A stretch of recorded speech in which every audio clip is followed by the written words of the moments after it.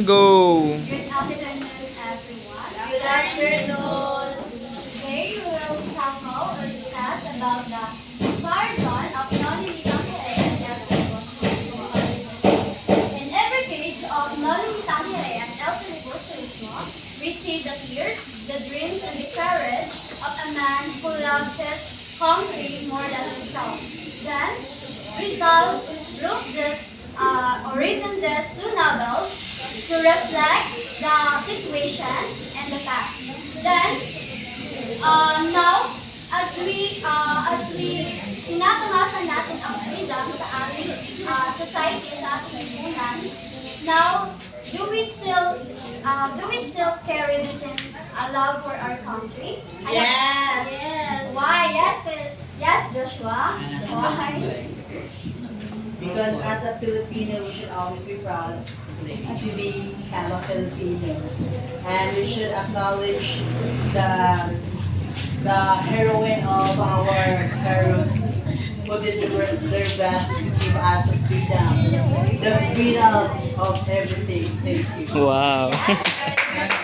Joshua. Sit down. Love is a good reflection, and it refers also to if there's love, there's always a happiness. If there's a happiness, there's always a freedom. If there is a freedom, there's always a unity. And everyone can know how to value and respect the rights of individuality. Now, Kuya Jello, please read The comparison between Nollywood Hammer and Filipos is the promotion of the welfare of the Philippines is the main aim of the novels.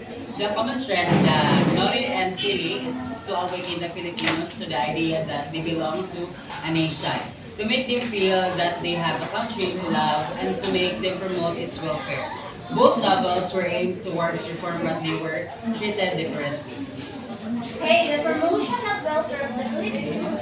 When we say welfare, it is common rights or the proper treatment of Filipino. Then the two novels have the same goals, which to enlighten everyone and to provide or mobilize public consent.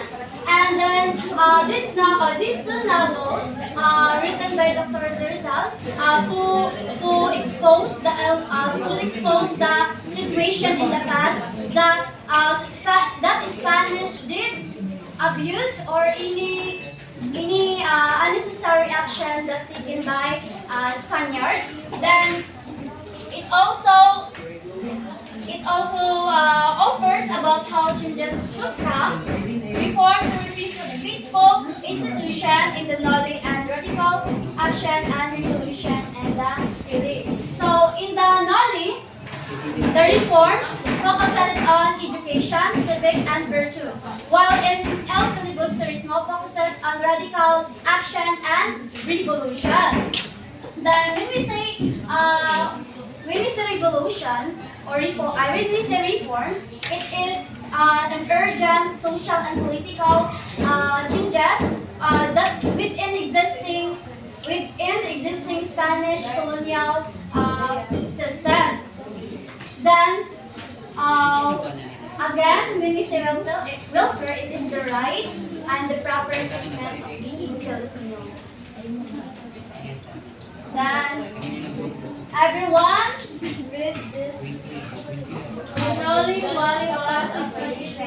Clean through Ibarra was Rizal's mental and emotional dilemma.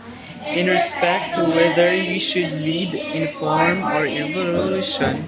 Offered to lead a revolution by Elias, Ibarra chose reform through the education of the youth when he decided to follow his father's wishes by having a school built in San Diego. When we say pacifist, it is an advocacy for social changes, but through education rather than a revolutionary action. Then it aims to uprising the freedom through education. So sa Nole, the character of Dr. Rizal is Crisostomo Ibarra, while in the LPA his character is Elias.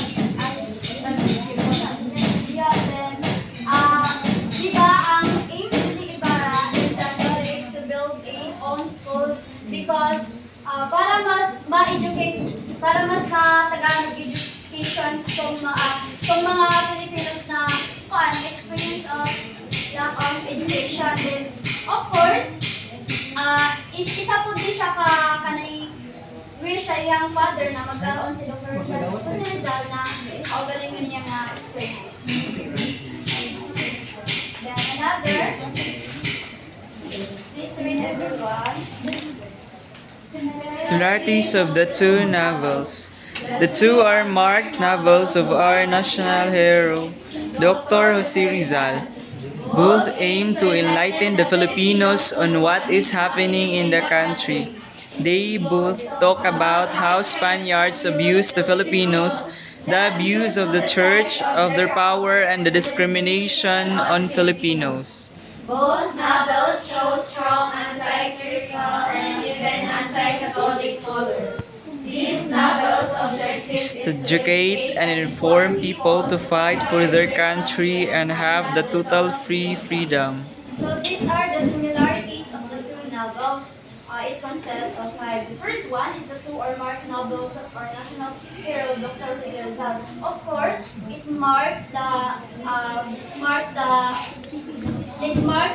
identity of Dr. Rizal because these two novels is very important for him because it reflects the situation in the past. Of course, through his novel we could learn something and it could be a good bridge or a good instrument or a good avenue in order for us to be to enlighten our mind to enlighten our mind and to love our country as well. Then the second one is both aim to enlighten the people who want to happen in the country. So itong dalawang novels na dalawang nobelang sinulat ni Dr. Rizal is to awaken and enlighten Filipinos of what's happening in the country. Kasi hindi niya lang ito isinulat kung hindi niya lang ito isinulat because wala siyang purpose. It's because meron siyang pamulat sa atin na which is kung ano yung nangyayari noon, na kung ano yung nararamdaman. It gives us reflection in the situation, kung ano yung nangyayari, kung ano ang nangyayari sa past event because meron talagang mga abuses power na nangyayari, diba? So, ang iba is, yung Pilipino is,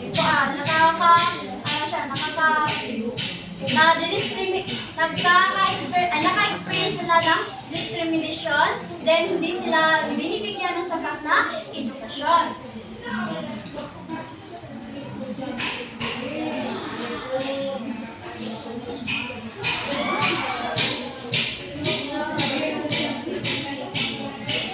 Go.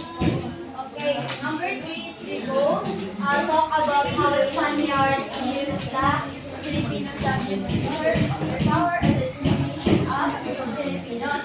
Diba yung mga Spaniards is yung mga Pilipino is naka-experience ng abuses of power during the Spanish colonization, especially sa kanagay mga for example, ito is yung tagal na sila ang person na ikakuan sa Spanish which is nakakuan na siya o nakakos na siya o economic exploitation. Then, nakahatag niya siya o mas ni-public sa mga ang Filipinos of the abuses of power and the political oppression that happened in the past. And of course, sa search, yung mga priests, nangangaligta sila ng buwis, na which is over-exaggerated na yung mga kinuha nilang yung mga taxes na hindi na siya overpaid or makakatuman. Yes. Then number 4 is both novels show anti-clerical and even anti-Catholic color. Anti-clerical means ito yung laban sa mga pari na mapang-abuso at mapang-abis. Sa Nori Tangyere, ipinakita ito sa mga tauhang tulad nila Padre Damaso at Padre Salde na ginagamit ang kanilang kapangyarihan bilang pari upang mang-api, manakot at manghimasok sa buhay ng mga tao. Then ang anti-Catholic color, tumutukoy sa puna sa sistemang pang-religiyon na naging kasangkapan sa pagsasamantala ng mga Espanyol.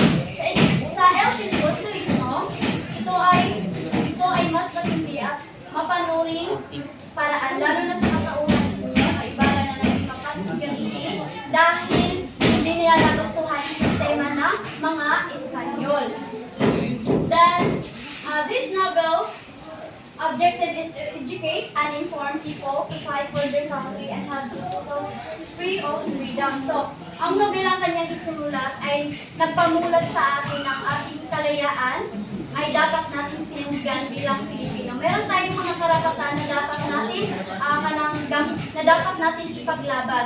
Meron tayong mga dapat dito sa nobelang ito ay pinamulat sa atin na dapat mahalin natin ang ating bansa.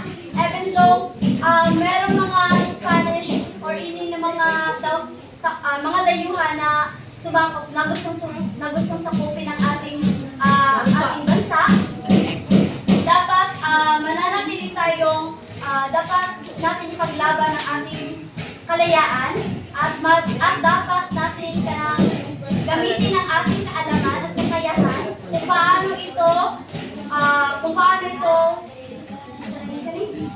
ito bigyan ng solusyon. Yes. Then the differences of the two novels. The first aspect is the meaning of the title or the touching snap, and the illustrations is the reign of greed. So the touching snap came from the Bible of Mary Magdalene, right?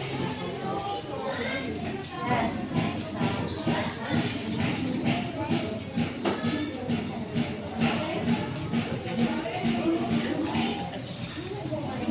Okay, as a non-imatang hearing, it focuses on social cancer abuses by clergy and officials, the humiliation and injustice suffered by ordinary Filipinos, unresolved argument without reform, especially education, virtue, and moral renewal can house in society. While the Alcoseba Mandarin of Great, a darker sequel, the hopeful plot is damning injustice persists and have radicalized as a character symbolizes division on the journey toward nothing and goal. So sa Alcoseba mo talaga is si Simeon or si Simon.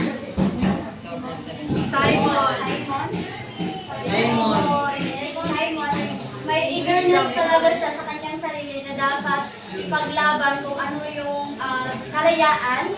Then dito na meron ng pag-aalsa na gaganap. Then ang date and place when started writing is 1884 in Madrid, Spain, and continued in Paris and France. Then 1890 in London, England, was finished in Brazil or date and place publication. March 1887 in Berlin, Germany. 1891 in Belgium. Then the senior is in Barcelona and then Valentin, Victoria, then the education is in the Philippines and Filipinos. Then saya televisories mo is sa katong tulong kapalit sa buong bansa, si Gomez, si Burgos, and Zamora. So, sabotable na siya, no? Yes. Then, number of chapters, 64, then nasa illustrations 38. The context is working of the heart or book feeling, has freshness, color, humor, lightness, with soft, spoken, passionate, and idealistic. While sa essay is work of the mind, book of thought, has bitterness and death, pain, violence, sorrow, anger, and grateful. Type is romantic, while LTD is political. Then, both novels depict the abuse of Spanish friars and officials, arbitrary power exploitation, and hypocrisy. So, in conclusion, in the essence, El Filibusterismo serves as a result powerful for change and justice. While non-contemporary emphasizes the peaceful reform, El Filibusterismo reveals the fear and anger that came from unending operations. Together, the two novels reflect result purity, such enlightenment, unity, and moral courage are the two paths toward the nation's liberation. Always keep in mind that in non-contemporary reforms happens or the social change can change into education, civic or virtual, and ultimately the reforms or changes happens and radical action or the revolution. Then always keep in mind that these two novels are very important in our society. It play a vital role where our nations can experience tranquility and of course or peaceful. Yes. Tranquility and yes, tranquility and freedom. We have experienced freedom because of these two novels. It enlightened us and it provide us public consent and ipinamulat sa atin kung ano yung mga Spanish colonization na nangyayari sa lipunan. Of course, if merong Spanish colonization, of course, na-experience ng mga Pilipino yung exploitation, economic oppression, political instability, as well as the lives of people are very difficult. So it serves as a good and this novel serves a good avenue to educate us, to inspire us, and to really and to give more love of our country. That's